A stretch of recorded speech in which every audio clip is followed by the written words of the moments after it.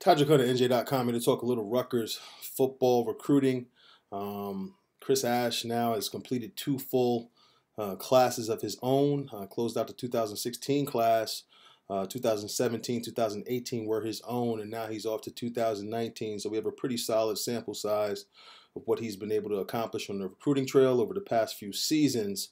And if I had to grade him up to this point, I'd say he's been solid to better than solid. You know, kind of right within that range. Don't think he gets enough credit for that 2017 class in which he was able to land the top player in the state being Micah Clark. I mean, that was a big haul. Hasn't quite paid off just yet, but as he continues to develop, I expect him to go on and have a big-time career at Rutgers once he breaks that starting lineup and really gets going. And obviously, Bo Melton in that class, a star receiver, will probably be their #1 this year. So a big coup. For 2017. They actually had 5 players decommit that year. Jonathan Taylor probably being the most significant freshman running back at Wisconsin. Going into his sophomore year now, obviously a national guy, a Doak Walker finalist, and the type of kid you don't want to leave your state, but sometimes it's just nothing you can do about it. Another solid class this past year, headlined by Artur Sitkowski, who will likely, you know, if the spring has been any indication, could be starting this upcoming season. Has a big arm and has really led the offense and allowed McNulty to kind of craft this offense around his big arm and his ability to stretch the field. So certainly a great pickup there. But a lot of people don't realize that they actually had 10 players decommit in 2018.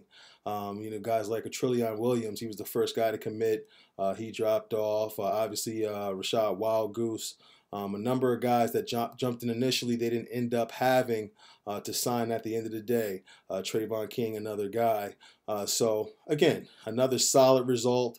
Ended up somewhere within the 50s, was late 40s for 2017. And they were somewhere in the 60s for 2016. But again, Ash and staff jumped on late for that class, made some moves towards the end of that recruiting period, offered some committed guys, was able to make some things happen and generate some positive things for the program in that respect as well.